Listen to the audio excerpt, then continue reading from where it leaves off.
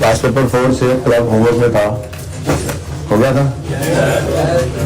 अच्छा, इसमें एक छोटा सा पॉइंट था मेरे हिसाब से। एक तो पीरियोडिकल्स का लफ्ज लिखा हुआ था। पीरियोडिकल्स कहते हैं जी कि जैसे मैगजीन्स वगैरह होते हैं आपके, ठीक है। तो अगर ये एक्सपेंस पेमेंट साइड नजर आ रहा है तो मतलब जैसे स्टेशनरी एक्सपेंस नजर आता है वैसे ही एक एक्सपेंस था। पीरियोडिकल्स एक्सपेंस डेबिट और रिसीव पेमेंट क्रेडिट हो जाना था। इन एक्सपेंसेस में फिगर में नजर आना था 500, ठीक है, सही है। इसमें कोई मसला तो नहीं हुआ था वैसे। अच्छा, उसके बाद एक पॉइंट लिखा हुआ था, sports equipment worth 12,000 were received at the year end as donation. Cash की फॉर्म में डोनेशन आ जाए, वैसे तो डोनेशन के ऊपर मजीद डिस्कशन है, देखेंगे आज के टाइम में और आज की क्लास में। होपफुली मैं पहले सवाल करवा के उसके बाद फिर शायद इसकी डिस्कशन कर दूं, एंड पे टाइम बचा तो, ठीक है। वरना एक क्लास हम रखा करते हैं जिसके अंदर छोटे मोटे कॉन्सेप्ट सारे इकट्ठे कर लेते हैं इस टॉपिक में, तो देख लूंगा मैं। इतनी बात तो मैंने आपसे की थी कि donation is a source of income. तो कैश डेबिट, डोनेशन क्रेडिट। तो कोई कैश अगर रिसीव हो एज अ डोनेशन तो हम उसकी एंट्री कर लेते हैं, cash debit, donation income, credit, donation income, ठीक। अच्छा, अब कभी कभी ऐसा भी होता है कि जैसे अब ये स्पोर्ट्स क्लब था, स्पोर्ट्स क्लब गालिबन है सेहत क्लब, ठीक है। अब किसी बंदे ने डोनेशन में पैसे देने की बजाय स्पोर्ट्स इक्विपमेंट ही डोनेशन में दे दिया, तो क्या फर्क पड़ना चाहिए? कोई फर्क नहीं पड़ना चाहिए। कैश की जगह फिक्स एसेट आ जाएगा हमारा। क्या नाम है फिक्स एसेट का? Sports equipment. और वो हमारे शायद एसेट्स के अंदर स्पोर्ट्स इक्विपमेंट आ भी रहा होगा। तो स्पोर्ट्स इक्विपमेंट फिक्स एसेट जो है ये डेबिट हो गया। इसके लिए हमने कैश पे नहीं किया, बस ये फ्री ऑफ कॉस्ट मिल गया, तो इसको हमने एज एन इनकम इसकी एंट्री कर दी। तो स्पोर्ट्स इक्विपमेंट डेबिट और डोनेशन इनकम क्रेडिट। अब ये स्पोर्ट इक्विपमेंट जो है वो फिर डेप्रिशिएट होकर एक्सपेंस आउट होता रहेगा, ठीक है, सही है। और कोई सवाल में पॉइंट है तो बताएं। कितने बच्चों ने सवाल अटेम्प्ट किया था? काफी है वैसे। कितनों ने नहीं किया था वो हाथ दोबारा खड़ा करें ना जरा, आपको ऊंचा हाथ जिन्होंने नहीं किया वो हाथ खड़ा करें। क्यों क्यों क्यों क्यों बेटा क्यों? बड़ी मेहरबानी। आपने क्यों किया बेटा? तो नहीं बताया कि होमवर्क है मैंने करना है। हाँ, क्यों बेटा? अच्छा, अभी कोई थोड़ा सा हजम होना शुरू हुआ है ये टॉपिक? होना शुरू हो जाएगा, कोई मसला नहीं। अभी तो 2 दिन ही हुए हैं, 2 सवाल किए ना हमने अभी तक, कोई नहीं। अभी तो 3 कर लिए, कोई बात नहीं। इतने कुछ सवाल 3-4 सवाल अभी मैंने खुद और करवाने हैं और 4-5 सवाल अभी आप लोगों ने भी करने हैं मजीद, ठीक है। तो इंशाल्लाह ये हो जाएगा। स्टार्ट में तो ऐसे ही होता है। कल वाला सवाल बैलेंस आपने करना था, घर पे कर लिया था, बैलेंस शीट टैली हो गई थी। आपको लग रहा होगा थोड़ा जल्दी जल्दी सवाल करते हैं। असल में उसकी वजह यह बेटा कि ये रेपिटेशन है इसके अंदर। जैसे अब कल रिसीट पेमेंट अकाउंट आपके सामने था, उसमें जो भी डेबिट साइड पे है वो उसका डेबिट टिक करके रेलेवेंट अकाउंट में क्रेडिट करना है। अब उसके अंदर मैं क्या हर एक के ऊपर रुक के समझा सकता हूँ? वही कर सकता हूँ, ये डेबिट और फलां अकाउंट में क्रेडिट। जिसका लेजर है उसको लेजर में बैंक को, जिसका लेजर नहीं है डायरेक्ट बैंक को। तो वही काम तो फिर जरा क्विकली हो ही रहा होता है, ठीक है। बाकी जो बेस है वो जो फर्क था थोड़ा सा वो बता दिया होगा, ठीक है। और जो मुश्किल पॉइंट आएगा उसको डिस्कस करते करते ही आगे जा रहे होंगे हम, ठीक है ना। चल आज वाला सवाल शुरू करते हैं। पास पेपर आज थोड़ा फिर होमवर्क भी अब मैं बढ़ाऊंगा, ठीक है ना। क्वेश्चन बैंक के 1-2 क्वेश्चन आज होमवर्क में होंगे, कल भी होंगे। कल का होमवर्क कल। क्वेश्चन नंबर 7 ओपन करें जी। कुछ समझ आना शुरू हुआ, थोड़े से रिलैक्स हो गए उसमें, थोड़े से 50-50 पे आ गए हो। कौन कौन 50-50 पे नहीं आया अभी तक? होमवर्क कर रहे हो, क्लास का सवाल भी कर रहे हो, बस संडे टारगेट है आपका 50-50 नहीं, फिर संडे के अंत तक। तो आज में एक सवाल और कराना है, एक कल करवाना है, फिर आपको जो है वो संडे आपका आएगा। तो संडे के बाद आप मंडे को जब आए तो 70-80% पे आपने अब टारगेट रखना है कि पहुंचाना है, ठीक है। हो सकता है अगले हफ्ते के अंदर भी काफी हद तक टाइम हमारा इस टॉपिक पे लग जाए, शायद पूरा हफ्ता ना भी लगे, तो कुछ ना कुछ तो बहरहाल एक 2 या 3 लेक्चर्स, 4 लेक्चर्स जितने भी जरूरत पड़ेंगे, जब तक आपकी तसल्ली नहीं होगी, आपको पता है हमने अगले टॉपिक पे तो मूव नहीं करना। लेकिन आपका टारगेट ये होना चाहिए कि इस वीकेंड पे ये वाला टॉपिक भी मैंने तैयार करना है। जो बहुत ज्यादा वीकनेस इस टॉपिक में फील कर रहे हो वो तरतीब से सवाल शुरू कर दें और एक सीटिंग में बैठें, थोड़ा सा लगा लें संडे, टॉपिक पूरे का पूरा तैयार हो जाना, ठीक है। तो जो मैंने क्लास में सवाल करवाए एटलीस्ट वही सिर्फ आप बैठ के एक गो में कर लीजिएगा, होमवर्क के अलावा। जो होमवर्क संडे का होगा तो साथ साथ होमवर्क करते रहे ना। संडे वाले दिन बैठ के आप क्या करिएगा, जो सवाल मैंने 4-5 करवाए होंगे आप भी वो कर लीजिएगा बैठ के। उससे इंशाल्लाह आप जो है वो काफी हद तक सिक्योर हो जाएंगे इस टॉपिक के अंदर भी, ठीक है जी बेटा। अगर ओपनिंग दिया हो और कैश दिया हो और सवाल में लोन भी दिया हो और इंटरेस्ट रेट भी दिया हो तो एक्सपेंस निकाल लेंगे और क्लोजिंग बैलेंसिंग निकाल लेंगे। लोन इंटरेस्ट पेएबल हो ओपनिंग और इंटरेस्ट पे भी हो रहा हो और लोन के ऊपर इंटरेस्ट रेट भी गिवन हो तो मतलब एक्सपेंस भी तो होगा ना। तो नॉर्मल 4 चीजें तो बनी, opening payable, interest expense, interest paid और क्लोजिंग। अब नॉर्मली तो 4 में से 3 चीजें दे के एक बैलेंसिंग निकलवाता है, लेकिन कभी ऐसा हो जाए कि आपको इंटरेस्ट के केस में सिर्फ ओपनिंग या क्लोजिंग दे दे और कैश दे दे, तो एक्सपेंस आप निकाल सकते हो। मैंने एक्रूअल प्रीपेमेंट के टॉपिक में आपको ये लिखवाया भी था गालिबन कि अगर लोन की प्रिंसिपल अमाउंट गिवन हो, इंटरेस्ट रेट गिवन हो और डेट ऑफ लोन गिवन हो तो हम इंटरेस्ट एक्सपेंस भी निकाल सकते हैं। ऐसी कोई बात लिखी थी हमने? नहीं लिखी थी, तो वैसे लिखी थी मेरे ख्याल से, लेकिन नहीं भी लिखी तो कोई बात नहीं, बता तो रहा हूँ, नॉर्मल सी बात है। अगर लोन की प्रिंसिपल अमाउंट गिवन है आपको, जितना लोन है, इंटरेस्ट रेट गिवन है और सवाल में गिवन है कि लोन इस दिन आया, तो इंटरेस्ट एक्सपेंस निकल सकता है ना। और अगर सवाल में लोन की डेट गिवन ना हो तो हम अज्यूम करते हैं कि साल के पहले दिन से ही आउटस्टैंडिंग है। इंटरेस्ट की एग्जांपल्स आई थी छोटी छोटी, मैंने जो छोटी छोटी एग्जांपल्स नहीं करवाई थी एक्रूअल प्रीपेमेंट में, तो जो लोन ट्रायल में नजर आ रहा होता है इंटरेस्ट होता है, 2-3-4 एग्जांपल्स थी एंड पे जाके, मुझे तो अच्छी तरह याद है। बहरहाल कोई बात नहीं, आपको भूल गया तो रिवीजन जब करेंगे इंशाल्लाह। अभी टर्म टेस्ट आ गया ना नेक्स्ट वीक में, तो टर्म टेस्ट के अंदर मैं एक काम करूंगा, मैं देखता हूं मैं सारे टॉपिक्स को शायद ना रखूं टर्म टेस्ट में। मैं ये कोशिश कर लूंगा कि कुछ एक टॉपिक्स जो है वो एक्सक्लूड करके कुछ एक टॉपिक्स आपको दे दूं, ठीक है। इसमें इनकम एक्सपेंडिचर लाजमी रखूंगा, क्योंकि आपको मैंने कहा है सारे सवाल आपने इसके करने हैं जो मैंने करवाए हैं, तो ज्यादा टाइम तो इस पे आपका लग जाना है संडे पे। तो फिर पीछे जो टॉपिक्स हमने ये किए हुए हैं, करीब करीब IAS 8 हो गया, IAS 1 तो उसी के साथ ही शामिल हो जाता है, कैश फ्लो हो गया, और पिछले टॉपिक्स में से कोई 1-2 टॉपिक्स रख लूंगा ताकि आप अच्छे तरीके से उस पोर्शन को, ये पोर्शन तो है ही है हमारा। टर्म टेस्ट कहां तक हुआ है बताएं? 5 का हो गया था, correction of error term test में नहीं था। इंशाल्लाह उसको भी मैं कवर करूंगा IAS 8 में, यानी कि आपको IAS 8, IAS 7 और इनकम एक्सपेंडिचर तो मस्ट है टर्म टेस्ट के अंदर, ठीक है। उसके अलावा फिर कोई टॉपिक पिछले में से देना है तो वो मैं इंशाल्लाह आपको दे दूंगा। हो सकता है मैं IAS 16 ही कह दूं, ठीक है। तो बहरहाल कोशिश मैं यही करूंगा कि थोड़ा सा सारा सिलेबस ना हो, ये ना हो बच्चे के हम क्या करें, हम तो तैयार नहीं कर सकते, तो कुछ एक सिलेबस करके पार्ट 1 और उसमें भी क्वेश्चंस आपको बता के आपको टर्म टेस्ट दिलवा लूं, जरा एक मौका होगा आपके पास, ठीक है ना। बात कहां से शुरू हुई थी, कहां निकल गई, टाइम कम है, सवाल शुरू करते हैं। रिक्वायरमेंट पढ़े जरा। इनकम एक्सपेंडिचर अकाउंट बनाना है और बैलेंस शीट बनानी है, और अब आपको पता है इनकम एक्सपेंडिचर अकाउंट बनाना है तो आपके पास तो सिर्फ 1 मिनट है। इसके लिए फॉर्मेट बनाने के लिए एग्जेक्टिव क्लब नाम है, बस इतना याद है मुझे, और ईयर एंड बता दें बस मुझे। 31 December executive club income and expenditure account,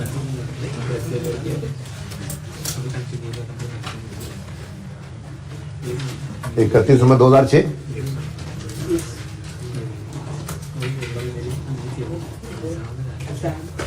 seven है, तो 7 क्यों बोला? अच्छा अच्छा,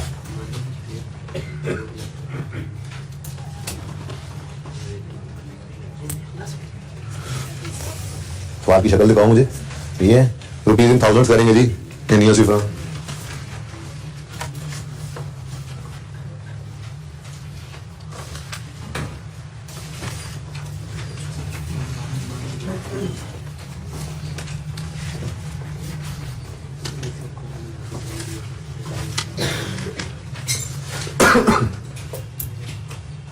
बैलेंस शीट बोला है, पोजीशन बोला?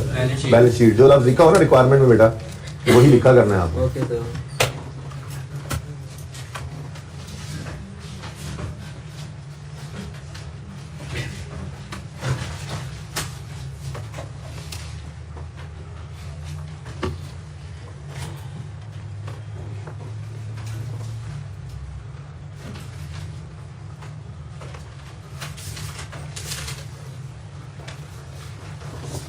फॉर्मेट बनाते हुए ना क्लोजिंग जनरल फंड और लायबिलिटी के दरमियान भी एक आधी लाइन 2 लाइनें छोड़ देना, ठीक है आज।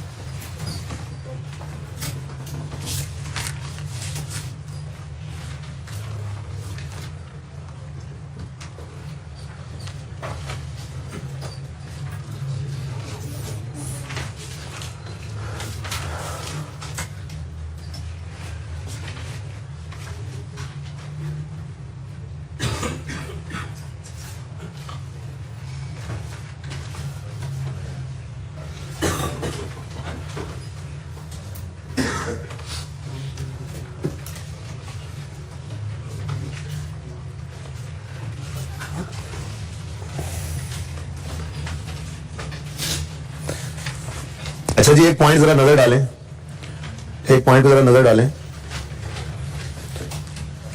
The club provides catering services on which it earns a profit of इतने %। बस मतलब ट्रेडिंग एक्टिविटी है, लेकिन सवाल की आज रिक्वायरमेंट नहीं है तो कोई मसला नहीं, हम वर्किंग वन इसी की बनाएंगे। ट्रेडिंग एक्टिविटी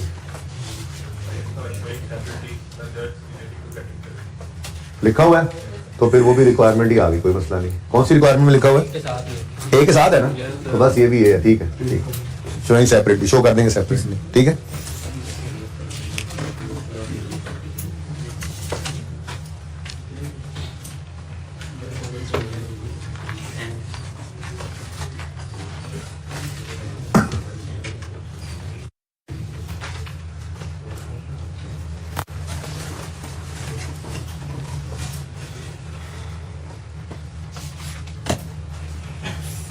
बन गया जी फॉर्मेट।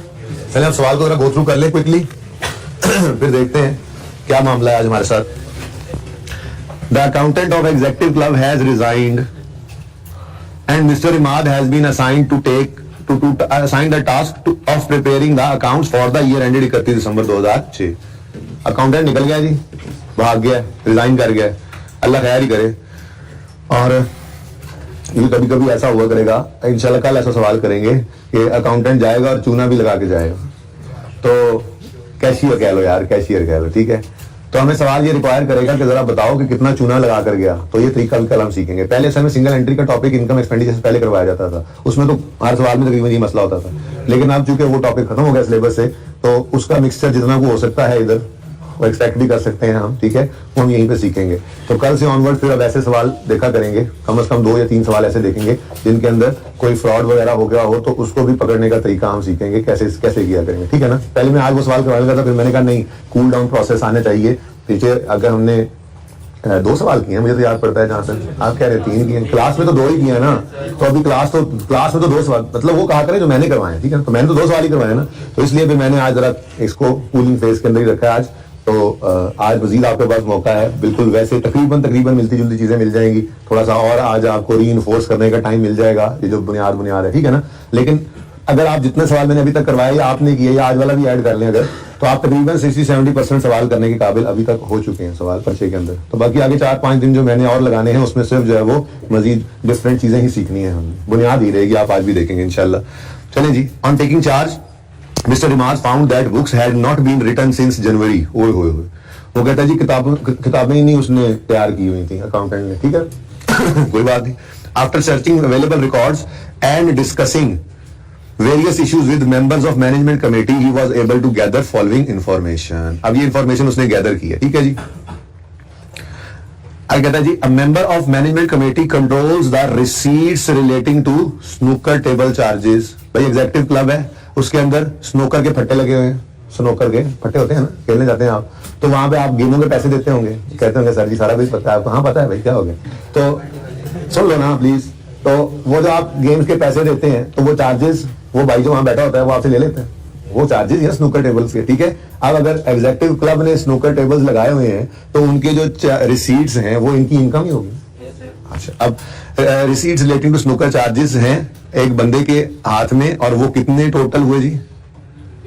हाँ, तो यानी कि इस पीरियड के अंदर वो एक बंदे के जिम्मे था ना, एक बंदे के जिम्मे था स्नूकर टेबल के चार्जेस, ठीक है, तो वो उसने इकट्ठे करके रखे हुए हैं, और वो कह रहा है जी ये 32,25,000 बने हैं इस साल के, ठीक है। आगे, members subscription amounting to 3650 were received during the year. Subscriptions जो के रिसीव्ड ड्यूरिंग द ईयर, 36 क्या है? Received during the year. ये कैश आया है, कैश या बैंक की फॉर्म में, चेक की फॉर्म में आ सकता है। आगे वो कह रहा है ऑफ दीज 75 रिलेट टू 2007। इसका क्या मतलब है? ये एडवांस है, क्लोजिंग में एडवांस है। आज कहानी थोड़ी सी स्टेटमेंट फॉर्म में से हमें एक्सपेक्ट करनी पड़ सकती है, ठीक है, क्योंकि उन्होंने लेजर लूजर नहीं ना बनाए, वरना तो ओपनिंग क्लोजिंग में मिल जाते थे, हम सुकून से चल लेते थे। खैर सुकून से भी चलेंगे। तो कैश रिसीव्ड है 3650 सब्सक्रिप्शन में, देख लो टोटल सब्सक्रिप्शन रिसीव्ड 3650, जिसमें से 75,000 जो है वो अगले साल का, तो एडवांस है, क्लोजिंग एडवांस। अच्छा, आगे कहता है जी पॉइंट 3 में 3,000 क्या है जी? Donated for new building has been donated, donation है जी, ठीक है जी। और इसका क्या करना है, इसका ट्रीटमेंट इंशाल्लाह समझाऊंगा, तफसील से बात होगी तो क्या ही बात है, ना भी हुई तो इसके ऊपर डिस्कशन तो तफसील से होनी है। डोनेशन है, स्पेसिफिक डोनेशन हो गया, बिल्डिंग के लिए आ गया, तो पहले दिन से कह रहा हूँ कि उसके ऊपर 20-25 मिनट की डिस्कशन हमारी है, आधा घंटा भी लग सकता है, वो किसी भी वक्त लगा लेंगे, ठीक है। बाकी सवाल में ट्रीटमेंट वो तो बता ही दूंगा, बल्कि इस सवाल में ट्रीटमेंट आई आपने खुद बता दिया था कि ये करना है, लेकिन हम इसकी मुताबिक थोड़ी रखेंगे, हम तो वैसे सीख लेंगे कॉन्सेप्ट होता क्या, ठीक है। अच्छा, आगे कहते हैं क्लब प्रोवाइड्स कैटरिंग सर्विसेज। हाँ जी, ट्रेडिंग एक्टिविटी भी है। On which profit margin of sale 20% earn करता है। मार्कअप मार्जिन भी यूज करना पड़ सकता है, सिखाया हुआ है आपको इंट्रो में, तो आपने सीखा ही था, यहां पे भी हमने रिवाइज कर लिया था, किया था रिवाइज। आगे कहता है carrying value of snooker tables, ये फिक्स एसेट है हमारा भाई स्नूकर टेबल्स, ठीक है, इनकी कैरिंग वैल्यू यानी बुक वैल्यू दे रहा है। Carrying value of snooker tables at यकम जनवरी, कैरिंग वैल्यू है स्नूकर टेबल्स की ओपनिंग यकम जनवरी 16 का मतलब 6 का मतलब, यानी कि ओपनिंग क्लोजिंग आज गिवन नहीं है उस तरह से, बस उसने बातें पूछ पाछ के या कुछ डाटा उसने जितना निकाल सका निकाल के आपको बता दिया, ठीक है जी। ओपनिंग कितनी है जी 4900, ओके, अच्छा जी। उसके बाद कहता है कॉस्ट ऑफ टेबल्स वाज 9000, यानी डेप्रीशिएट होकर ये बुक वैल्यू आई होगी ना, तो अक्यूमुलेटेड डिडक्शन ओपनिंग अगर निकालना चाहो तो यहाँ पे निकल सकती है, ओके। उसके बाद कहता है tables acquired during the year were installed on 31 December 2006, कुछ नए टेबल्स खरीदे हैं जो 31 दिसंबर 2006 पे इंस्टॉल हुए, यानी कि साल के आखिरी दिन इंस्टॉल होते, शुक्र है डिडक्शन निकालनी पड़ेगी। आगे कहता है 10% deposit on newly acquired tables was paid on यकम नवंबर, बैलेंस इज पेबल इन जनवरी। सारे पैसे अभी पे नहीं किए हमने, सिर्फ 10% एडवांस पे किया था, 31 दिसंबर को वो इंस्टॉल हो गया, हमने कहा था इंस्टॉलेशन के बाद बाकी पैसे दे देंगे, 31 दिसंबर 6 को वो इंस्टॉल हुए, जनवरी में बाकी पैसे देने हैं, ठीक है जी। The expected life of each table is 6 years with nil scrap value, depreciation के लिए उसने लाइफ भी बता दी, ठीक है जी। आगे देखें तो समरी ऑफ रिसीट पेमेंट है आज, हाँ जी आज बैंक अकाउंट है, आज बैंक अकाउंट अलग कर दिया उसने, कैश बुक हमें शायद कैश अकाउंट खुद बनाना पड़ेगा, ठीक है, तो बैंक अकाउंट है। और वैसे ही मेरे दिल में आई, साथ ही एक बात पढ़ा दूं, बैंक की पेमेंट साइड पे नजर आ रहा है परचेजेस, क्या रूल बताया हुआ है, पेमेंट टू द क्रेडिटर्स कहेंगे इसको, ये मैंने कहा था कभी भी नहीं बदलेंगे, किसी भी पास पेपर में नहीं बदलेंगे अनलेस के वो यहाँ पे खुद क्रेडिटर्स का लफ्ज लिख दे, तो फिर तो उसने लिख दिया, फिर हमने क्या सोचना, ठीक है ना। अच्छा तो ये बैंक अकाउंट है जी, इसमें बैलेंस आ रहा है ओपनिंग, फिर बैंक डिपॉजिट्स हैं। बैंक डिपॉजिट्स का मतलब क्या होता है, बैंक में पैसे जमा हुए, ठीक है, कहां से निकल के जमा हुए, आगे उसने ब्रैकेट में लिखा हुआ है स्नूकर टेबल के पैसे जो बंदा इकट्ठे करता था दराज में, वो फिर यहां डिपॉजिट करवाए जाते थे, क्या मतलब कैश की दराज क्रेडिट बैंक डेबिट, मानते हो ये बात। आगे कहता है और जो सब्सक्रिप्शंस आती थी वो भी कैश में आती थी, इसका मतलब क्योंकि वो भी यहाँ पे डिपॉजिट हो रही हैं, तो सही है, यानी 3650 भी इस 26 में पड़ा हुआ, 3650 ही था ना, 3650 ही था सब्सक्रिप्शन, 3650 भी जो है वो इस 26160 के अंदर मौजूद है, ठीक है। और स्नूकर टेबल की रिसीट्स कितनी थी ऊपर, वो भी इसमें शामिल हैं, और डोनेशंस भी इसमें शामिल हैं, और तो और कैटरिंग सर्विस की कैश, मतलब कहने का ये है कि सब कुछ कैश में रिसीव होता है। बैंक डिपॉजिट का मतलब क्या होता है, बैंक में पैसे जमा करवाए, ठीक है ना, तो फिर वो पैसे कहां से निकले होंगे, कैश की दराज से निकल के बैंक में जमा हुए होंगे। तो बैंक डिपॉजिट को अंडरलाइन करके ना साइड पे करके जगह है खाली इसको अंडरलाइन करो बैंक डिपॉजिट को, और इसके साइड पे ना ऐसे तीर लगा के ना लेफ्ट साइड पे जगह है ना यहाँ पे, इसके साथ लिखो ये एंट्री क्या बन रही है, bank debit cash credit. Bank deposit की एंट्री क्या होती है भाई, बैंक डेबिट कैश क्रेडिट। तो कैश मुख्तलिफ चीजों से जब भरता रहा कैश का दराज और वो फिर क्रेडिट करते थे, माना मैंने एक ही दफा नहीं हुआ होगा, ये कई दफा हुआ होगा, लेकिन यहाँ पे उसने हमें टोटल बात बता दी, टोटल ही फिगर उसने बता दी कि ये सारी की सारी बैंक डिपॉजिट्स हैं, डिफरेंट अमाउंट्स कैश के दराज में इकट्ठी होती हैं। अब पता नहीं ये हफ्ते में एक बार जमा कराते थे, महीने में एक बार कराते थे, साल में एक ही बार कराया, हमें इससे क्या, बस टोटल अमाउंट इतनी है जो कई बार डेबिट होकर इधर उधर क्रेडिट हुई हो या इकट्ठी हुई हो, उसने हमें इकट्ठा बता दिया, ठीक है। फिर पेमेंट साइड पे इंश्योरेंस है, रेंट रेट है, इलेक्ट्रिसिटी है, परचेजेस है, कम्युनिकेशंस, ये वही जैसे पीरियोडिकल्स थे अभी पास पेपर 4 के अंदर, जस्ट एक एक्सपेंस है।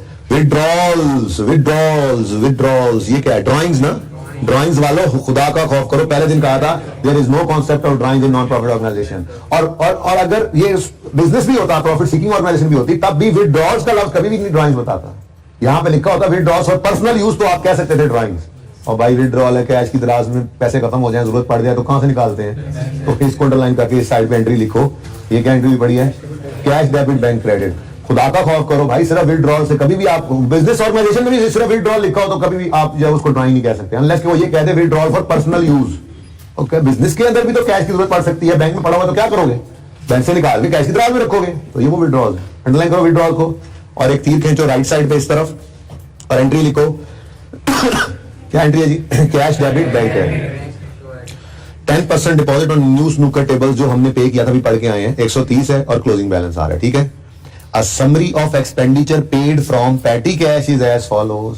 अब कैश का अकाउंट उसने नहीं बनाया था, कैश के एक्सपेंसेस बता दिए उसने, कैश में पैसे आए कहां कहां से ये तो हमें पता लग रहा है, कैश में पैसे आए होंगे स्नूकर टेबल इनकम के, कैटरिंग सर्विस के, डोनेशंस के और किसी सब्सक्रिप्शंस के डेबिट होते हैं। कैश का लेजर आज आपने खुद बनाना है, ऐसे ही बनेगा, ठीक है। और वहां से पैसे क्रेडिट किधर किधर हुए वो बता रहा है। एक तो बैंक में गए हैं, ऊपर में नजर आ रहा है, लेकिन उसके अलावा ये भी हुआ है क्या, ग्लासेस एंड क्रॉकरी खरीदी है जी, वेजेस पे की हैं जी, सन्ड्री क्लब एक्सपेंसेस पे की हैं, रिपेयर कराए हैं स्नूकर टेबल्स, ये सारे खर्चे बैंक से पे हुए थे तो बैंक की क्रेडिट साइड पे नजर आते हैं। लेकिन वो क्या कह रहा है, ये सारे खर्चे कैश की तरह से पे हुए। यह बिजनेस है ना, सॉरी ऑर्गेनाइजेशन है ना, ठीक है। ऑर्गेनाइजेशन ने कुछ खर्चे कैश की तरह से कर देती, कुछ खर्चे बैंक से भी कर देते हैं, ठीक है ना। अब एक मजदूर आया स्नूकर टेबल सही करने, उसे क्रॉस चेक लिख के तो नहीं दे दोगे ना, क्योंकि मेरे पास अकाउंट ही नहीं है। तो कई खर्चे, कई सारे खर्चे ऐसे होते हैं, आपने कोई जो वहां पे मुलाजिम रखे हुए हैं उनमें से किसी का अकाउंट हो किसी का ना हो, आप सैलरीज वेजेस जो है कैश में पे कर रहे हैं, ठीक है ना। तो बिजनेस के कई सारे खर्चे ऐसे होते हैं जो बैंक के थ्रू बिजनेस कर रहा होता है, कई सारे खर्चे ऐसे होते हैं जो कैश के थ्रू भी कर रहा होता है, ठीक है। आगे Imad was also able to ascertain, शुक्र है ये नजर आए हमें, बहुत सारे ओपनिंग क्लोजिंग नहीं थे लेकिन कुछ एक हैं भी सही, ठीक है। हाँ जी, 31 दिसंबर 5 और 6, बस ये ध्यान रख लेना कि आज ओपनिंग इस तरफ पड़ा है, ये ना वो अंधाधुंध जैसे पिछले 2 सवालों में मैंने करवाए, ओपनिंग पहले था क्लोजिंग बाद में, बस ऐसे ही ये वाले ओपनिंग सारे क्लोजिंग ओपनिंग में पड़े हो, सारे ओपनिंग क्लोजिंग में कुछ कुछ कर आगे सवाल कर दिया जी हमने। चले भारत, ओपनिंग क्लोजिंग गिवन है, सही है।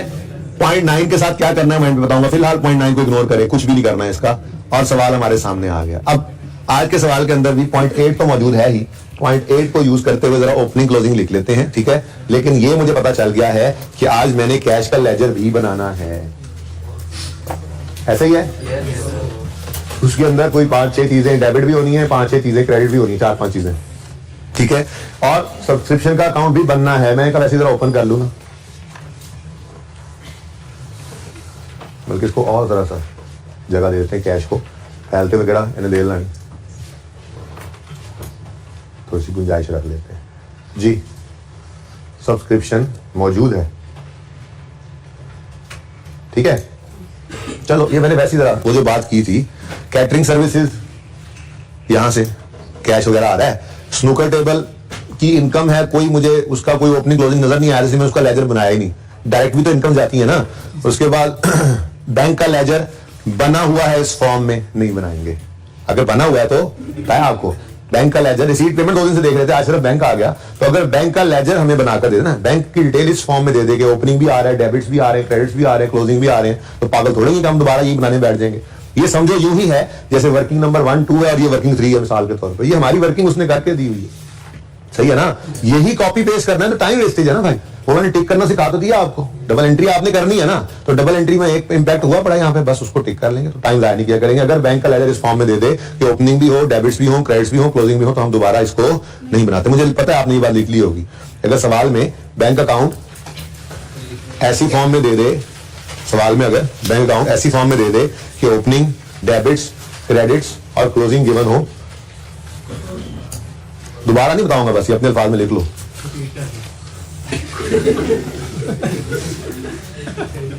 अगर सवाल में बैंक की डिटेल ऐसी तरह गिवन हो कि ओपनिंग, डेबिट्स, क्रेडिट्स और क्लोजिंग नजर आ रहे हो, गिवन हो,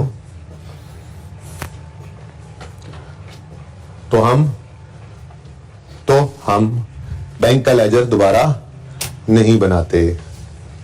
बच्चे थोड़े से कम है आज, ठंड बहुत है, जुम्मा पढ़ने चले गए, जुमेरात कोई जी, सही है जी। बस ये वैसे मैंने बताना था, मैंने कहा चलो लिख भी ले, कभी वक्त रहेगा काम आए, लिखा हुआ तो। अच्छा जी सुने, बैंक का लेजर नहीं बनाना, कैश का हमने बना दिया, ओके सही है ना। अब ये बाकी ओपनिंग क्लोजिंग वाले भी बना लेते, 0.8 को उड़ा देना, इसके नीचे तो कुछ है नहीं, 9 तो समझो सवाल में है ही नहीं, माइंड पे देखेंगे, ठीक है। तो 8 करके ना, तो फिर मैं जरा सवाल को भी ऊपर लेके जा सकूंगा, जहां तक हो सका। बताओ भाई सबसे पहले क्या आ रहा है, तो हम तो रेंट एक्सपेंस का लेजर बनाएंगे, और फिर प्रीपेड है तो मतलब एसेट है, रुपीज इन थाउजेंड्स का रहे सवाल, तो रेंट एक्सपेंस ये प्रीपेड है, कितना 125 है, और क्लोजिंग मैनेज कर देना जगह मुझे, यार क्यों यार, सवाब का काम है उस्ताद को तंग करना, मुझे बताओ जी। उसके बाद क्या है, इलेक्ट्रिसिटी है, ये क्या है जी, प्रीपेड है या पेएबल है? पेएबल। अच्छा, एक्सपेंस है, मुझे पता है 120, electricity expense payable opening 120, closing ठीक जी। उसके बाद क्रेडिटर्स कैटरिंग वाले होंगे, क्रेडिटर्स जी 1430, क्लोजिंग है 2430। नेक्स्ट स्टॉक किसका, कोई नहीं बताया होगा, सिर्फ स्टॉक है। देखते हैं फिर अब stock opening 1940, closing 995। Stock of crockery आ गया अलग से, पता नहीं अब ये क्या मुसीबत है। क्रॉकरी ओपनिंग 680, क्लोजिंग 550 और बाकी वो आपको पता है स्नूकर टेबल में भी आना है, तो वो पॉइंट पढ़ते हैं तो फिर देख लेंगे, ठीक है ना। कुछ चीजें ऐसी भी तो थी, स्नूकर टेबल मौजूद है, फिक्स एसिड है, नए भी खरीदे हैं, डेप्रिशिएट भी होंगे, तो वो सब कुछ होना है अभी, ठीक है। अच्छा इसका कांटा यही निकाल दें यार। कैटरिंग सर्विसेज प्रोवाइड करते हैं, बड़ा कंफ्यूजिंग पॉइंट था। कैटरिंग सर्विसेज प्रोवाइड करते हैं, ऐसे ही है। तो अब आपके जहन में क्या आ रहा है, क्रॉकरी तो फिर उसी का ही स्टॉक है, जहन में आ रहा है ना। चले ओपनिंग क्लोजिंग हमने लिख ली है, अब मैं जरा उस पॉइंट को पढ़ा देता हूं।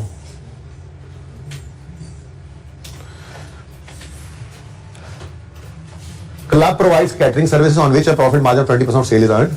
Stocks and purchases relate to these services. Stocks जो नहीं चल रहा है अभी, स्टॉक ऑफ क्रॉकरी नहीं कह रहा, stocks and purchases relate to catering services. मतलब कैटरिंग सर्विस का ये स्टॉक है, तो फिर है कि ये स्टॉक ऑफ क्रॉकरी फिर क्या है। कैटरिंग सर्विस अगर वो स्टॉक है तो ये स्टॉक ऑफ क्रॉकरी क्या है।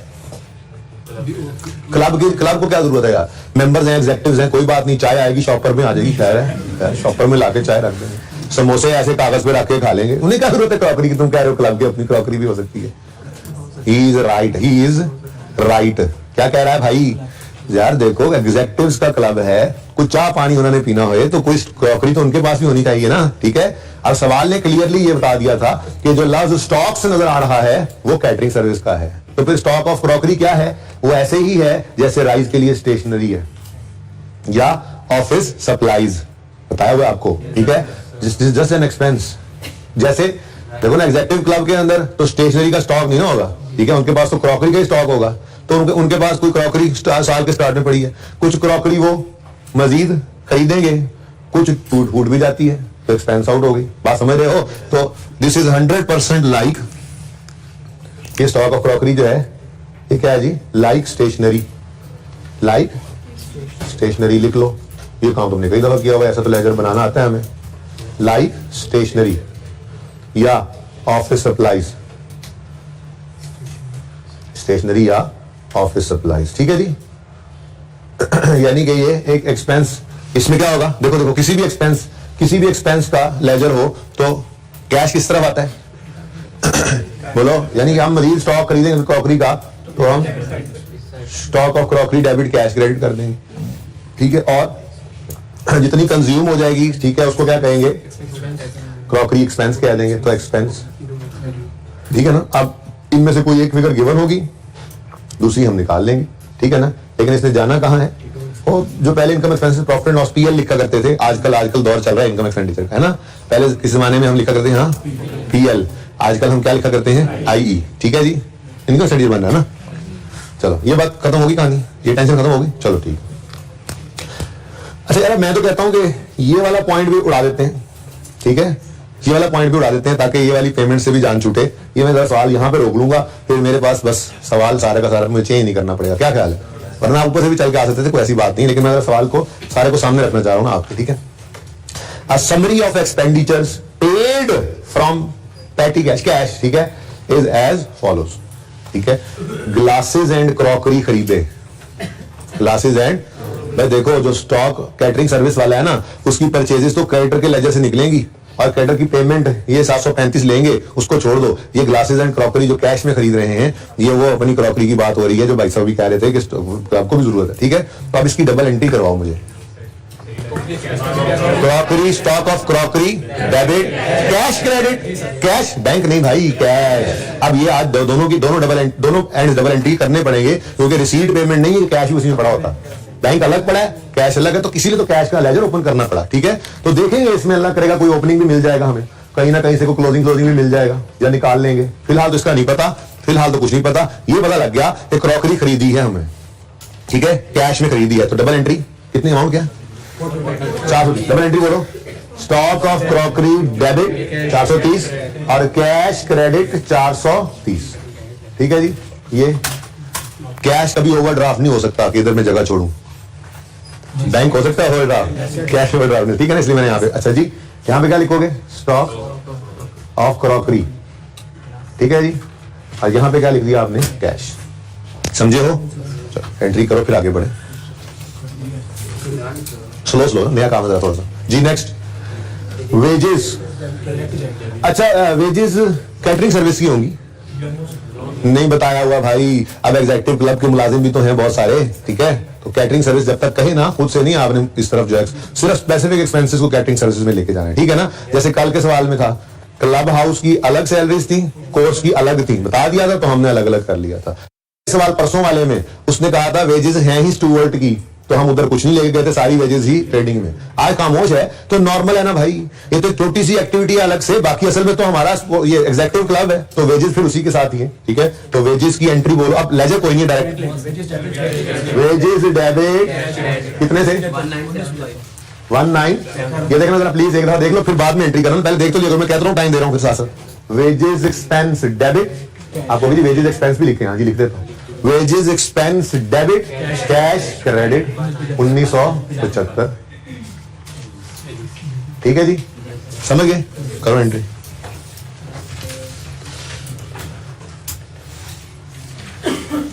जब मैं इधर आया करूँ ना एंट्री करके, आप हटा ली करे कैमरा, क्योंकि फिर वो उन्होंने वहां देखे थोड़ी एंट्री करनी है, वो उन्होंने खुद करनी है सवाल को देख। आप लोग भी ऐसे ही करें। Next, sundry club expenses, ledger कोई नहीं है, तो मतलब कैश से भी खर्चे पे हो सकते हैं, बैंक से भी हो सकते हैं। आज कैश वाले अलग है, बैंक वाले अलग है, बैंक वालों की बारी आएगी तो वो भी हम, और उसूल वही है, जिसका लेजर है उसको लेजर में, बैंक को नहीं तो बार नैरो, ओके जी। तो sundry expenses debit, cash credit, double entry होने लगी है जी बेटा। नहीं कोई सवाल है, अच्छा जी। 290 से, ये 290 बाद में पता ना लगे आपको जी। 290 से सन्ड्री क्लब एक्सपेंस डेबिट और 290 से कैश क्रेडिट, ठीक, करो एंट्री।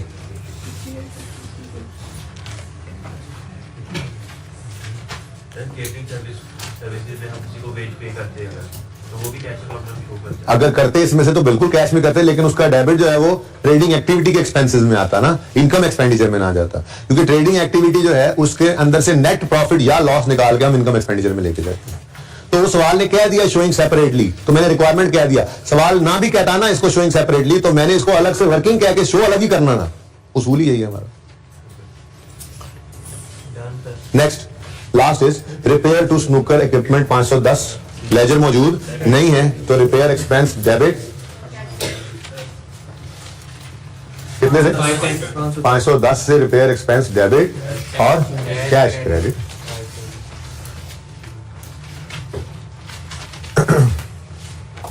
देख लो अभी सवाल का सर पैर को नहीं आया हाथ में, लेकिन नंबर आने शुरू हो गए। और आपस की बात है, यहीं पे सवाल रोकना हो ना, ये क्लोजिंग्स उठा के बैलेंस शीट में ले जाओ, फिर भी काफी सारे नंबर है, तो ये ना परेशान हुआ करो, नंबर मौजूद ही होते हैं सवाल में। ले भाई 0.7 इज ओवर, 0.8 इज ओवर, 0.9 तो सवाल में है ही नहीं। अब ये सारे पॉइंट्स हैं हमारे सामने 1 से लेके 5 तक, और 6th वाला हमारा बैंक अकाउंट। बैंक करना है तो कर लें, लेकिन मैं तो कहता हूं पहले 1 by 1 इनको पढ़ा ही देते हैं, ठीक है। कहता है a member of management committee controls the receipts relating to snooker table charges which total 32-25, ठीक है। नहीं, ये स्नूकर टेबल चार्जेस हैं, ठीक है, सब्सक्रिप्शन आगे पड़ी है। अब 32-25 के स्नूकर टेबल चार्जेस जो हैं ये रिसीट्स हैं, ये पैसे आए हैं, ठीक है, लेकिन बैंक में उसने ये नहीं लिखा हुआ, यहां पर लिखा होता ना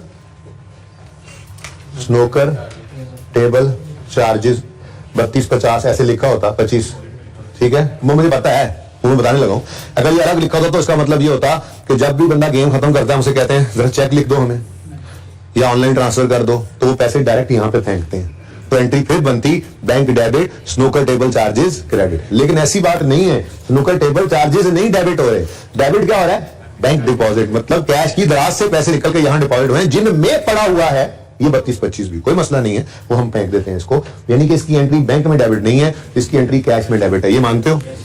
यानी इस 32-25 की एंट्री क्या हुई, यहां क्या लिखना, डायरेक्टली लिख लेते हैं, ठीक है, कैश डेबिट, अभी मुझे ओपनिंग का नहीं पता लग रहा, अल्लाह खैर करेगा जी, कैश डेबिट 32-25 से, और कोई लेजर नहीं है इस इनकम का, डायरेक्ट ले आओ 32-25 से snooker table charges, snooker table income लिख लो, जो मर्जी लिख लो, ये क्रेडिट हो गया, ठीक है। अभी वो जो बैंक में फेंके हैं उसकी एंट्री करता हूं, फिलहाल छोड़ दो उसको, पहले कैश की दराज में पैसे फेंकने तो दो, स्नूकर टेबल चार्जेस, ठीक है।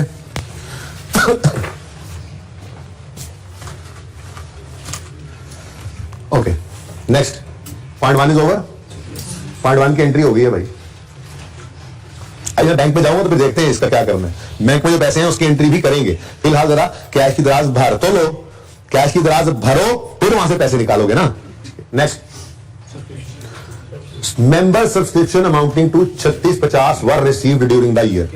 ठहर जाओ, अगर यहां पे लिखा होता मेंबर्स सब्सक्रिप्शन और कितना 3650, तो हम कहते हैं कि मेंबर्स चेक लिखकर या ऑनलाइन बैंक में डायरेक्ट ट्रांसफर करते हैं तो हम एंट्री करते हैं bank debit subscription income credit, लेकिन वो बैंक डिपॉजिट में शामिल किए, यानी हमारी कैश की दराज में पहले भरते हैं फिर वहां से हम निकाल के बैंक में जमा करवाते हैं, क्योंकि ऐसा कुछ यहां पे लिखा हुआ नहीं है। यहां पे लिखा क्या हुआ है, असल में ये मसला, ठीक है ना। चलो, यानी कि सब्सक्रिप्शन इनकम भी रिसीव कहां पे हुई, कैश में, लेकिन इसका लेजर मौजूद है, इसलिए आपने इसको नैरो नहीं भेजना, इसके अंदर एंट्री करें। हाँ भाई एंट्री बोलो, कितनी अमाउंट है, 3650, डबल एंट्री हो रही है अब, ठीक है, 36 इंट्रो काम आ रही है, 3650 से कैश डेबिट ओपनिंग की जगह छोड़ देना, और 3650 से सब्सक्रिप्शन इनकम क्रेडिट। तो वो कहां पे लिखेंगे अगर है तो वो बारी तो आने दो, अभी डबल एंट्री तो करने दो, कैश तो रिसीव कर ले, ठीक है। यहाँ पे क्या लिखा है, 1 मिनट पानी खाने दो भाई मुझे। जी सर, बेटा क्लोजिंग तो है, क्लोजिंग तो है, अभी मैं आगे पढ़ने लगा हूं, ठीक है, ना बनाओ लेजर, डायरेक्ट कर लो तुम। ये देखो किधर, member subscription amounting 3650 were received during the year, ये रिसीव हुआ, ऑफ दीज 75 रिलेट टू 17, अब 16 में रिसीव करो, रिलेट करे 17 से, तो ये तो क्लोजिंग में एडवांस है, तो इसका मतलब क्लोजिंग एडवांस लायबिलिटी होती है, ये 75 इधर आ गया। अब ये देखो किधर गया वो, तुम दे, ये इनकम में जाने ही लगा था सारे का सारा बैलेंसिंग, हमने कहा नहीं एनु काट लो, अब जहां जो इनकम बैलेंसिंग निकलेगी उसमें ये 75 नहीं होगा, ठीक है ना। अभी मुझे सवाल के अंदर ना तो कोई ओपनिंग मिला इसका, ना क्लोजिंग, ना ओपनिंग एडवांस मिला, ना ओपनिंग रिसीवेबल, नहीं होगा फिर, फिलहाल तो ये नहीं पता, लेकिन यहां से सब्सक्रिप्शन इनकम निकलती है ये हमें पता है, पर ठहर जाओ भाई, मैं अभी नहीं निकाल रहा, तो बैलेंसिंग तो एंड पे करेंगे, तो सवाल के डाटा को लिखते जा रहे हैं, ठीक है, सही है। तो अगर ओपनिंग क्लोजिंग कुछ भी ना हुआ इसके अलावा, सवाल खामोश खुद से थोड़ी अज्यूम करते हैं, इसका मतलब ये जीरो, तो फिर 3650 से 75 माइनस होकर ही आएगा ना बैलेंसिंग फिगर, ठीक है, तो वो आपका एडवांस निकल जाएगा फिर, भाई साहब एडवांस निकल जाएगा, ठीक है। ओके जी, point 2 is done.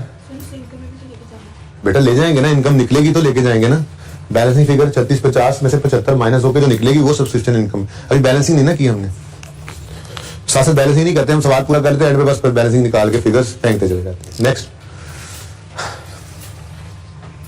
₹3000 has been donated for a new building. मसला यह है कि बिल्डिंग डोनेट नहीं हुई, स्पोर्ट्स इक्विपमेंट की तरह से हम एंट्री कर लें बिल्डिंग डेबिट और डोनेशन इनकम क्रेडिट, ठीक है, बल्कि कैश आया है, ठीक है, कैश आया है या बैंक में पैसे आए हैं, क्योंकि बैंक के लेजर में कभी डेबिट साइड में नजर नहीं आ रहा डोनेशन रिसीव्ड फॉर बिल्डिंग, बल्कि उन्होंने पैसे दे दिए, दराज में हमने रख लिए और फिर जब दराज से निकाल के बैंक में डिपॉजिट किया तो उसमें ये भी पड़ा है। तो इंशाल्लाह करेंगे सारा काम। फिलहाल तो ये 3000 रिसीव हुआ है कैश की फॉर्म में, तो कैश डेबिट। अब करने लगे थे आप इनकम क्रेडिट, मुझे पता है आप करने ही लगे थे इनकम क्रेडिट। आपने कहा जी कि ये जो कैश आया ना, ये जो कैश आया, ये जो कैश डेबिट हुआ है 3000 से, ये डोनेशन इनकम है। अभी आपने ये डोनेशन इनकम लिखा और सुकून से आगे बढ़ने ही लगे थे कि आपकी नजर अगली लाइन पे पड़ गई, and this sum is to be credited to building reserve account. अब इसके पीछे लॉजिक क्या है देखते हैं, एंड पे बात हो सकती है तो कर लेंगे, सवाल तो पूरा कर लेना पहले, ठीक है। मतलब यूं कह लूं ये एक लायबिलिटी हम बना लेते हैं। क्या बनाते हैं जी? लायबिलिटी। जब तक बिल्डिंग बनेगी नहीं ना तब तक ये नजर आती रहेगी। इस पर डिस्कशन तफसील से करेंगे, फिलहाल तो सवाल ने खुद बता दिया। क्या 3000 रिसीव हुआ है donated for new building and this sum is to be credited to building reserve account. तो बस कर दो आप, फिर आपको मसला क्या है, बिल्डिंग रिजर्व अकाउंट में 3000 क्रेडिट। अब मसला ये है कि ये बिल्डिंग रिजर्व अकाउंट शो कहां करना है, तो भाई ये फंड्स के अंदर ना जनरल फंड के नीचे आपने शो कर देना है। यार याद करोगे बात, कैपिटल भी तो लायबिलिटी ही होता था, कैपिटल भी तो लायबिलिटी ही होता था, ठीक है ना। अब कैपिटल को हमने रिप्लेस किया फंड से, तो फंड भी एक लायबिलिटी ही है। नॉन प्रॉफिट ऑर्गेनाइजेशन पे फंड्स क्या है, जो लोगों के पैसे इकट्ठे हुए पड़े, लायबिलिटी है इन पे, जिस काम के लिए दिए वो कार्य खैर में इस्तेमाल करने, घर लेके नहीं जाने, ठीक है, तो लायबिलिटी होती है ना। तो लायबिलिटीज ही है, फंड्स भी लायबिलिटीज है और लायबिलिटीज भी लायबिलिटीज है। ये इनकम नहीं बना सकते अभी, क्योंकि ये तो अभी अभी रिसीव हुआ है। 3000 रिसीव हुआ है बिल्डिंग बनाने के लिए, तो बिल्डिंग बन गई है क्या कि आप इनकम बना लो? थोड़ी सी लॉजिक समझ लो, बाकी तफसील से बात इस पे करते ही हैं। क्या बिल्डिंग बन गई है कि इसको इनकम बना लें? बिल्डिंग तो नहीं बनी ना। बिल्डिंग दे देता तो हम कहते हैं बिल्डिंग डेबिट इनकम क्रेडिट, लो भी काम हो गया। लेकिन अभी उन्होंने पैसे बनने का, यार मैं इस अस्पताल के अंदर ना एक वार्ड आपने बनाना है मेरे इन पैसों से। अब जब तक वो वार्ड बन नहीं जाता आप पे ये लायबिलिटी है। अभी तो और कुछ हुआ नहीं ना इसके बारे में, मैं तो आपको इंशाल्लाह तफसील से इसकी एडजस्टमेंट एंड तक पढ़ाऊंगा। आज टाइम ना मिला तो कल कर लेंगे, कोई मसला नहीं है। कि हम पैसे रिसीव किया करेंगे बिल्डिंग बनाने के लिए, डोनेशन की ना 3 किस्में, ब्रॉडली 2। एक जनरल जो पहले दिन एंट्री की थी, cash debit donation income credit, कोई बंदा आया पैसे देगा यार जिधर मर्जी ला दो, ठीक है। और एक बंदा आया उसने कहा ये पैसे पकड़ो और फिर स्पेसिफाई किया पर्पस, ठीक है। वो पर्पस 2 तरह के हो सकते हैं, या तो वो यूं कह देगा अस्पताल में आंखों के मरीजों का इलाज इस पैसे से करना है, वो भी स्पेसिफिक फंड है, ठीक है। और एक होता है इस पैसे से बिल्डिंग बनानी है, ये भी स्पेसिफिक फंड है। तो इसकी अकाउंटिंग सिखाऊंगा अभी। आई कैप अब तक सिर्फ इस लेवल पे गया हुआ है, सिर्फ रिसीव करके उसने कहा क्रेडिट कर दो बिल्डिंग रिजर्व फंड में। हम इसको डेबिट भी करने की तरफ जाएंगे, देखेंगे डेबिट होता है या नहीं होता, इसकी अकाउंटिंग हम सीखेंगे। सेकंड स्टेप, थर्ड स्टेप तक भी जाएंगे इस डोनेशन के केस में भी, जो बिल्डिंग से रिलेटेड होगा, और जो उसके अलावा स्पेसिफिक डोनेशन होगा वो भी आपको समझाऊंगा इंशाल्लाह। लेकिन अभी नहीं, अभी जरा सवाल करने दें, ठीक है ना। और थोड़ा सा आप लोग भी नॉर्मल हो लेना इस टॉपिक में, ठीक है। क्योंकि ये बेसिक चीजें काबू आ जाए ना तो फिर बंदा कहता है हाँ ये तो कॉन्सेप्ट ही है, ये कॉन्सेप्ट पता हो ना, डोनेशन किधर जा रहा है, कैश क्या है, बैंक क्या है, मैकेनिज्म समझ आ रहा है, तो फिर एडजस्टमेंट बाद में समझने को मसला नहीं होता। तो फिलहाल आई तो यहां तक गया हुआ है बस आपके सामने, और जो उसने करना था वो खुद ही बता भी दिया, ठीक है। हम इसको लेके जाएंगे आगे तक एहतियात के दर्जे में रहते हुए ताकि कहीं टेस्ट करे इससे आगे बढ़ के हमारी तैयारी हो। फिलहाल तो यहीं तक टेस्ट हुआ हुआ है स्पेसिफिक डोनेशन, और वो भी फॉर फिक्स्ड एसेट, तो इतनी ही टेस्टिंग है, ठीक है। देखेंगे ना भाई, फिलहाल तो ऐसी कोई बात मैंने नहीं की। फिलहाल तो मैंने कहा कि ये सवाल के अंदर लिखा हुआ, कर लें काम, तैयार है। फिर कैश डेबिट 3000 वो करेंगे क्या, वो करके दिखाऊंगा जब सारा कुछ, तो फिर आप देख लेना ना कि क्या करना है। फिलहाल तो आईक्यू के लेवल तक तो खुद को कर लेना तैयार, ठीक है। तो कैश डेबिट, अब इनकम बनाने की बजाय मैंने कहा यहां पे लिखो आप बिल्डिंग रिजर्व फंड। कितना जी? कोई बच्चा इसको लायबिलिटीज में लिखा है, ठीक है। अकाउंट का नाम बिल्डिंग रिजर्व फंड है, लेकिन मैं इसको लायबिलिटी से ऊपर फंड्स में ही लिखना पसंद करूंगा। कोई बच्चा इसको लायबिलिटी कहते हुए लायबिलिटीज में लिखा है, कोई मसला नहीं, वो भी इतना गलत नहीं होगा, उसको भी नंबर मिलने चाहिए, बट मैं इसको फंड्स में ही रखना चाहूंगा। ये क्या होता है जी? ओपनिंग, सरप्लस, ऐड हुआ, और ये क्लोजिंग, ये होते हैं जनरल फंड्स, ठीक है जी। ये वो पैसे हैं जो लोगों ने दे रखे हैं, है तो ये भी लायबिलिटी है। बोलो, किसी का पैसा जो आपके पास अमानतन पड़ा है, ठीक है तो ये भी लायबिलिटी, लेकिन इसके लिए देने वालों ने कोई नहीं कहा कहां इस्तेमाल करो, तो ये हो गए जनरल फंड्स। और ये बिल्डिंग के लिए ये अलग से रख दिया हमने, ठीक है। लायबिलिटी ही है, इसलिए कह रहा हूं किसी ने इधर शो कर दिया तो कोई बड़ा जुर्म नहीं है, लेकिन फिलहाल मैं तो नहीं करने दूंगा आपको, मैं कह रहा हूं फंड्स नहीं रखें। ये बात समझ आ गई? लो भाई, ओ इधर वो तो लिख दो डोनेशन, पर डोनेशन ही काफी है, डोनेशन फॉर बिल्डिंग लिखना तो लिख लो। आप हो गए नहीं नहीं सर इधर डोनेशन इनकम नहीं आ रही, तो फिर बिल्डिंग रिजर्व फंड ऐसे लिख लो, बिल्डिंग रिजर्व फंड, ठीक। बिल्डिंग रिजर्व अकाउंट, पूरी गल लिखो फिर जी। Point 3 is over.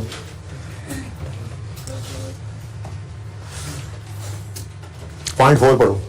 Point 4, club provides catering services on which profit of इतने earn stock and purchase rate to the services. और ये पता लग रहा है कि बैंक में डायरेक्ट कैटरिंग सर्विस के पैसे भी नहीं आ रहे, वरना यहां लिखा होता रिसीट्स फ्रॉम कैटरिंग सर्विसेज, बल्कि यहां पे भी क्या लिखा हुआ है, बैंक डिपॉजिट में ही कैटरिंग सर्विसेज की रिसीट्स भी हैं। इसका मतलब ये सेल्स भी कैश की फॉर्म में आती हैं। अब ये पता लग गया, लेकिन फिगर अवेलेबल नहीं है। अब बड़ी इंपॉर्टेंट बात होने लगी है, ठीक है। अब मुझे ये पता है कि कैश आ रहा है कैटरिंग सर्विसेज से, फिगर अवेलेबल नहीं है, ठीक है, तो एंट्री कर लो खाली। क्या मतलब, कैश डेबिट सेल्स क्रेडिट, ठीक है। यहां पे लिख लो क्या है ये catering sale of catering services, ठीक है। पता नहीं है अभी, लिख तो लो, जो भी फिगर आएगी होगी तो यहीं पर ना, और समझ रहे हो, ओके। यहां तक को मसला पता नहीं है हमें, फिलहाल पता नहीं है, अल्लाह मालिक है, कोई बात नहीं। हो की फिगर कहीं से हमारी निकल आए, हो सकता है।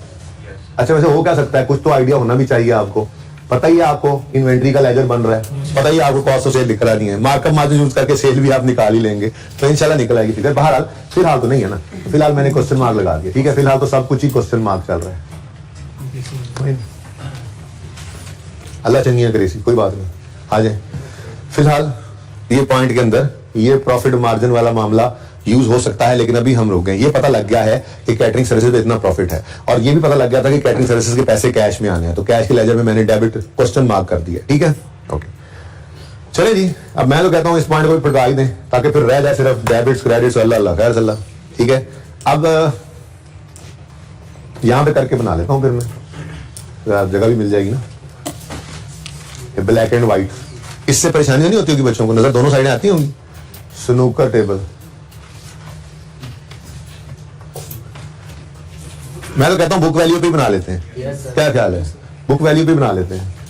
2 अकाउंट कौन बनाए, तो ओपनिंग बुक वैल्यू कितनी है जी, carrying value, book value, carrying value means book value of snooker table at जेटकम जनवरी इज 4900 ओपनिंग है। अलग करना चाहे तो कर सकते हैं। उसके बाद कहता है कॉस्ट ऑफ टेबल्स वाज 9000, शायद इसको यूज करना पड़े डेप्रिसिएशन के लिए, कर लें कोई मसला नहीं। फिर tables acquired during the year were installed on 31 December 2006, इसका मतलब स्नूकर टेबल डेबिट करने हैं हमने 31 दिसंबर पे, 31 दिसंबर 6 पे स्नूकर टेबल अकाउंट डेबिट होना है, ठीक है। और कैश तो नहीं क्रेडिट हो रहा, बैंक क्रेडिट हो रहा है, ये 130, ठीक है। हम एंट्री करेंगे 130 से स्नूकर टेबल डेबिट और bank credit. Am I right? I am absolutely wrong, because asset तो आ गया, पैसे पे नहीं किए तो पेबल कर दो। बगैर पैसे दिए भी एसेट खरीदते थे, तो एसेट डेबिट पेबल क्रेडिट करते थे। आज तो 10% एडवांस दे के एसेट खरीद लिया है, लेकिन एडवांस की अमाउंट से नहीं आपने एसेट को डेबिट करना।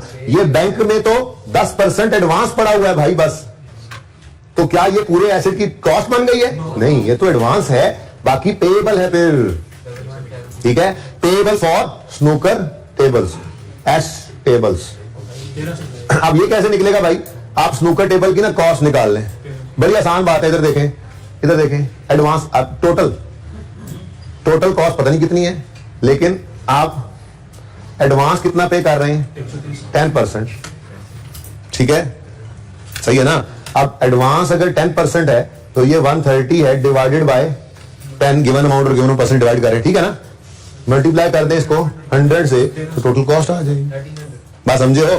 तो स्नूकर टेबल की कॉस्ट क्या होगी, 130 डिवाइडेड बाय 10, ये तो 10% है, हमें तो टोटल फिगर चाहिए कितनी जी, 1300 ये स्नूकर टेबल 1300 से डेबिट, 130 एडवांस दे दिया है, बाकी 1170 पेएबल है। कितने बच्चों को ये एडजस्टमेंट समझ नहीं आई? पूछ लें फिर, ताकि मैं पोस्टिंग की तरफ जाऊं।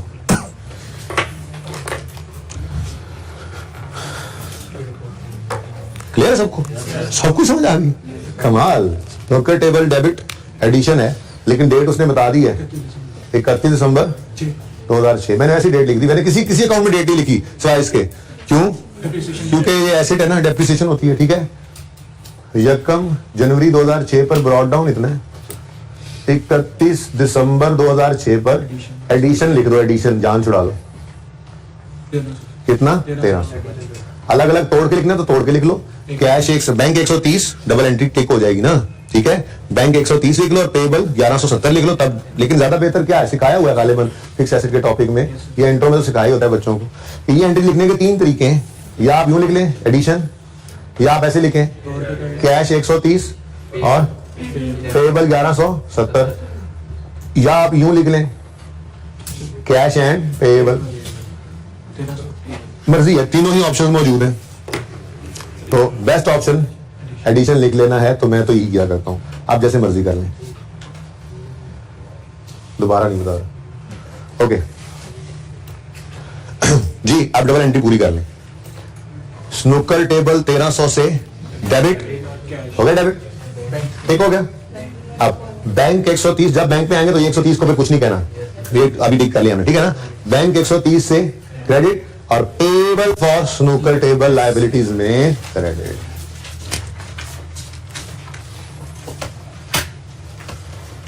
$1170, ठीक है भाई। पोस्ट करें एडजस्टमेंट, इधर देखे बगैर। 1 मिनट देता हूं इस एडजस्टमेंट को हजम करने के लिए।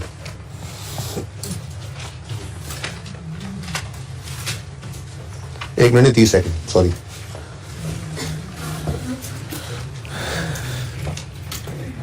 समझ आ रही है ना सबको?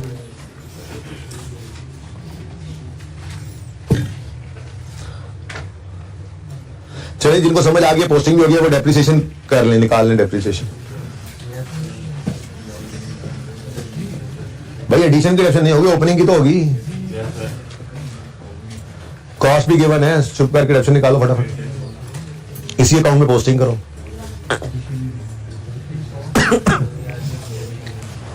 जी, ये तो 31 दिसंबर को इंस्टॉल हुए, इसलिए इस एडिशन पे कोई डेप्रिसिएशन निकालने की जरूरत नहीं, ठीक है ना, मानते हैं बात। बाकी वो कहता है ये देखा हूं, नवंबर को एडवांस पे किया था, फिर जनवरी में पैसे देंगे, बाकी वो सब कर लिया हमने। Expected life of each table is 6 year with nil scrap value. तो ठीक है, अब इनको तो डेप्रिशिएट नहीं करना, लेकिन जो 4900 वाले पड़े हैं उनको डेप्रिशिएट करना है ना। तो मेरे ख्याल में अलग से वर्किंग करने की भी जरूरत नहीं है। डेप्रिशिएशन एक्सपेंस स्नूकर टेबल्स का इधर देखो, 9000 को ही पकड़ो ना भाई। कॉस्ट ऑफ ओपनिंग, सारे ओपनिंग 9000 की कॉस्ट वाले हैं, 1300 को कुछ नहीं कहना, 9000 ने डेप्रिशिएट होना है, ठीक है। और लाइफ है, कहते हैं हर एक की 6 साल है, रेजल वैल्यू नील है। तो चलो मैं वही फॉर्मूला लिख देता हूं, स्ट्रेट लाइन वाला। ये देखो 9000 कॉस्ट है, माइनस रेजल वैल्यू 0 है, होती तो माइनस लिख देते वहां पे, डिवाइडेड बाय 1500 से डेप्रिसिएशन एक्सपेंस डेबिट और स्नूकर टेबल ही क्रेडिट कर दो, डेप्रिसिएशन एक्सपेंस।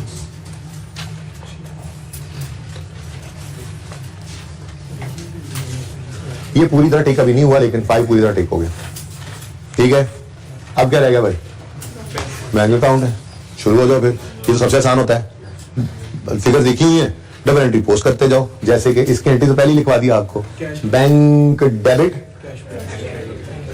कैश क्रेडिट, कितने से 26 150.60 अच्छा 26 160.5 पहला पॉइंट आया। चलो कोई बात नहीं। इधर यहाँ पे क्या लिखोगे? बैंक अकाउंट, और वहां क्या लिखा हुआ है ऑलरेडी? डिपॉजिट कैश अकाउंट लिखा हुआ है। अच्छा जरा गौर करो, पैसे यहां पर पड़े और यहां से निकल कर बैंक में चले गए, यही तो वो कह रहा था, ठीक है ना, कि पैसे डिपॉजिट हुए हैं जो कहां से आए थे। कैटरिंग वाले भी निकलने हैं, कैटरिंग से आए थे, सब्सक्रिप्शन से आए थे और बहुत सारी चीजें, ठीक है। अच्छा ओके, चले एक हो गया जी debit side over, credit side. Rent insurance के बारे में सवाल ने कोई बताया तो नहीं हुआ, तो बस ये डायरेक्ट 90 इंश्योरेंस एक्सपेंस। चलो जी मुफ्त के नंबर आ गए भाई, मुफ्त वाले इंश्योरेंस एक्सपेंस आ जाओ भाई, आ जाओ 90 एक्सपेंस डेबिट उधर से टिक कर लो, बैंक क्रेडिट। फिर रेंट एंड रेट्स 1480 डायरेक्ट है या क्या है लेजर? ओ रुक ब्रेक लगानी पड़ी जी। Rent expense debit, rent and rate, rent expense एक ही बात होगी ना, ठीक है 1480 से। और बैंक आज रिसीट पेमेंट लिख रहे हैं यहाँ पे, आज हम बैंक लिख रहे हैं, ठीक है। नेक्स्ट परचेजेस नहीं, पेमेंट टू द क्रेडिटर्स उसूल है हमारा, पेमेंट टू द बैंक की पेमेंट्स पहले। अच्छा 735 इसका है, चलो 730 मार्केट कोई काम करिए वकास आज। Electricity expense debit bank credit, ठीक है। फिर परचेजेस तो नहीं कहते, उसूल है कि बैंक की पेमेंट साइड पे परचेज का लफ्ज आएगा तो हमेशा उसको क्या कहा करेंगे, पेमेंट टू द क्रेडिटर्स। तो क्रेडिटर डेबिट कितने से, बैंक क्रेडिट, ठीक। नेक्स्ट कम्युनिकेशन, वही पीरियडिकल्स की तरह से एक्सपेंस है, खतो किताबत के खर्चे हैं। कम्युनिकेशन एक्सपेंस डेबिट कितने से, 92.5 से। और बैंक क्रेडिट, ये कितने मुफ्त के नंबर होते हैं ना, बैंक का लेजर मिल जाए तो कितनी जगह फिगर्स पहुंच गई, अभी सवाल तो हुआ नहीं पूरा है। फिर विड्रॉल्स, इसकी एंट्री ऑलरेडी लिखवा चुका हूं, ये बैंक क्रेडिट हुआ पड़ा है। कैश डेबिट 4.5 ने बढ़ा, सही है जी। कैश डेबिट बैंक क्रेडिट, समझ रहे हो। इस विड्रॉल की क्या एंट्री लिखी थी अभी थोड़ी देर पहले जब मैंने क्लास शुरू की थी, और क्लास इधर मैंने ऐसे कहा था ऐसे एंट्री लिख लो, लिखी थी आपने, क्या एंट्री लिखी थी? और इधर बुक पे क्या एंट्री लिखी थी, मैंने बोला था नहीं लिखी थी। विड्रॉल की एंट्री मैंने कहा था लिख लो, कैश डेबिट बैंक क्रेडिट। अच्छा सर ठीक है, वो लिख लेते उस वक्त तो मसला ना होता जी। तो कैश हमने डेबिट किया, बैंक क्रेडिट हुआ पड़ा ऑलरेडी, टिक कर लिया बस, ठीक है। लास्ट ये तो हो गया, लास्ट है क्लोजिंग। ये क्लोजिंग बैलेंस शीट में ले जाओ, और खतरा ये पड़ गया मुझे कि फंड कहीं नजर नहीं आया, तो ये ओपनिंग भी फिर जनरल फंड के ओपनिंग में लिख लो ताकि भूलो ना इसको, क्या ख्याल है? ठीक है, तो क्लोजिंग 144 है। अच्छा नॉन करंट एसेट्स भी हैं ना हमारे, एक ही है वैसे तो। उसके बाद करंट एसेट्स में बैंक 1444, ठीक। और ओपनिंग इधर लिख लो, चाहे बाद में वर्किंग कर लेना, ये इसलिए यहाँ पे लिख लिया ताकि जब यहाँ पे आओगे तो नजर तो आ जाएगा ना ये ओपनिंग, ये ताकि भूल ना जाए। बैंक अकाउंट आपको पता है आपके पर्चे पे है, लेजर्स में यहाँ पे सामने नहीं आया। यार मार्कर ले आओ एक, मैंने कहा कोई काम का मार्कर नहीं है, ब्लैक एक मार्कर अच्छा सा ले, बैठ के एंजॉय करो कि अच्छा मार्कर नहीं जी। खत्म, सवाल खत्म। 0.49 नहीं है ही नहीं, ठीक है। अच्छा जी 0.6 तो हो गया ना। चलो सवाल शुरू करते हैं।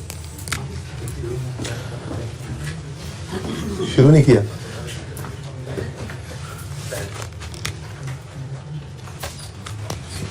चलिए जी। अब इसके अंदर तो आपको क्लोजिंग ओपनिंग नजर नहीं आ रहे, सेल ऑफ कैटरिंग नजर नहीं आ रहा, ठीक है। चलो ओपनिंग के बारे में तो हम ये अज्यूम कर सकते हैं कि कैश जीरो है, ठीक है ना, क्योंकि सवाल में गिवन नहीं है। लेकिन क्लोजिंग के बारे में तो सब कुछ इतना बता दिया हो तो हम नहीं कह सकते, इसलिए फिलहाल फिर भी अभी तक 2 क्वेश्चन मार्क्स हैं, इसको छोड़ दो, साइड पे कर दो, आगे बढ़ो। बैलेंसिंग फिगर सिर्फ उस लेजर से निकलेगी जिसमें एक क्वेश्चन मार्क पड़ा हो, एक मिसिंग फिगर। यहाँ तो 2 है ना, तो ये 2 में से कोई एक कहीं और से निकलेगी तो फिर बैलेंसिंग चेक कर लेंगे जी। हो सकता है जीरो ही हो जाए। अच्छा हाँ भाई, इधर कुछ नहीं बताया था उसने, फुल। ये बताओ बैलेंसिंग 3575, ये इनकम एंड एक्सपेंडिचर में ले जाओ। Subscription income, working number 3575। लेकिन आपको बताया था जब कोई लेजर हो जाए पूरा बैलेंस तो फिर सब कुछ उसका पहुंचा दो ताकि भूल ना जाए। ये क्लोजिंग एडवांस लायबिलिटी है, सब्सक्रिप्शन इन एडवांस 75, ठीक है जी। आगे बढ़े जी। रेंट एक्सपेंस आया, इसमें से मुझे एक्सपेंस की फिगर मिल गई है अल्हम्दुलिल्लाह। बैलेंसिंग 1455, इसको इनकम एक्सपेंडिचर में ले जाओ, इसको वो ये प्रीपेड रेंट है, एसेट आज, ठीक है। तो रेंट एंड रेट्स कह दो या रेंट एक्सपेंस कह दो, जो मर्जी कह दो। कितना? 1455, ये एक्सपेंस आ गया, ठीक है। और एसेट है प्रीपेड रेंट, कितना? 150 सवाल ने दिया हुआ था, इसको वर्किंग के साथ रेफर नहीं करना। हाँ, ये आपने वर्किंग में निकाला है, ठीक। नेक्स्ट 770 इलेक्ट्रिसिटी एक्सपेंस आ गया, 770 वर्किंग नंबर, वर्किंग 770 का एक्सपेंस और क्लोजिंग में पेएबल है, इलेक्ट्रिसिटी पेएबल 155,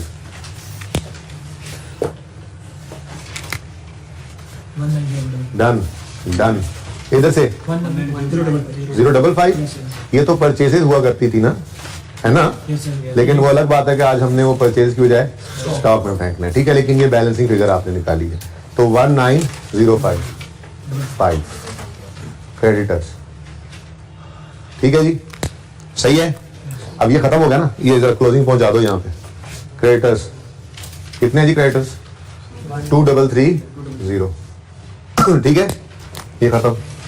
अब इधर आए तो कॉस्ट ऑफ सेल्स निकल आई बैलेंसिंग, हाँ 18,000, ये 18,000 की कॉस्ट ऑफ सेल्स कहाँ पे आ जाएगी, ठीक है ना। ये कहाँ से आई थी? वर्किंग नंबर 6 से। लेकिन चूंकि ये दोनों लेजर्स कंप्लीट हो गए तो इसका भी क्लोजिंग स्टॉक पहुंचा दो, stock of catering services. Stock सिर्फ लिख दो ना, कितना? 2995। ये मुफ्त के नंबर है ना, मिस हो जाए ऐसे भूले से। चले अब उसकी तरफ बाद में जाते हैं, आगे बढ़ो। यहां से एक्सपेंस निकल आया 565, ये यहां पर ले आओगे, ये क्रॉकरी एक्सपेंस के नाम से, क्रॉकरी एक्सपेंस वर्किंग नंबर 7, कितना? 560, और साथ ही इसका स्टॉक भी लिख लो यहाँ पर। अब ये स्टॉक ऑफ क्रॉकरी है 550, ये भी कंप्लीट हो गया। इसमें तो सिर्फ क्लोजिंग निकलना बाकी है, डेप्शन एक्सपेंस तो वैसे पहुंचा चुके हैं। हाँ 4700, ये उठा के ले जाओ बैलेंस शीट में, एक्सपेंस तो पहले ही पहुंच चुका है।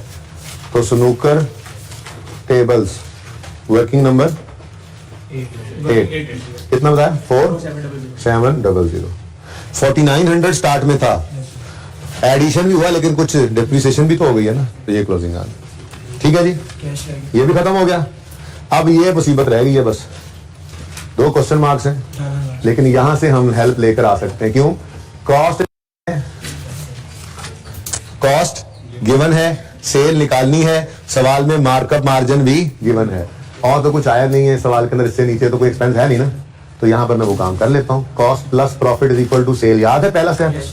अब आ जाओ सवाल में।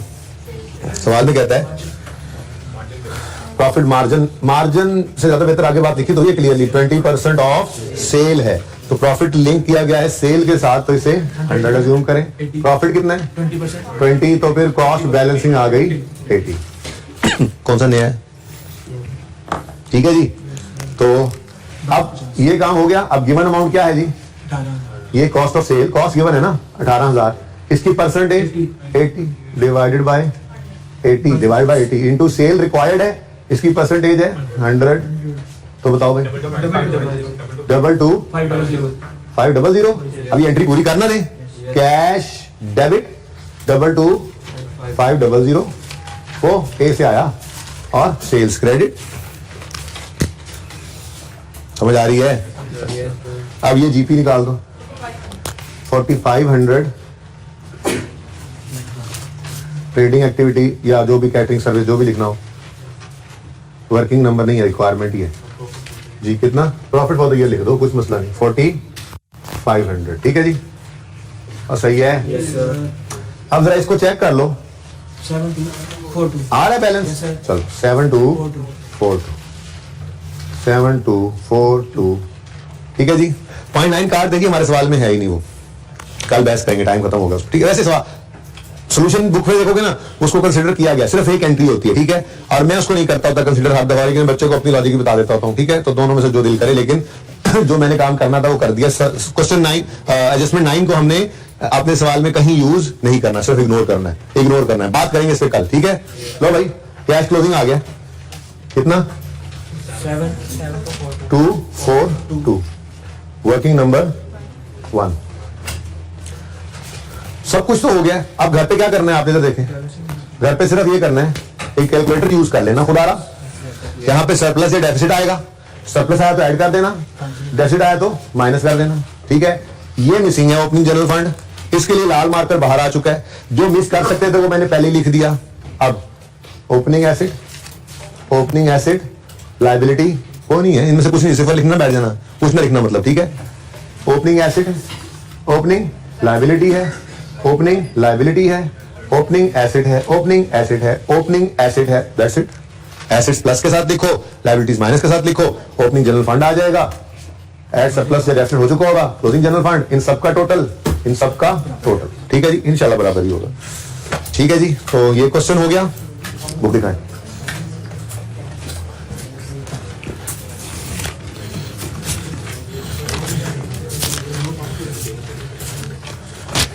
अच्छा जी, ये क्वेश्चन बैंक का कोई काला सवाल आज करें ना आप, ये तो रिपीट करना ही है बेटा,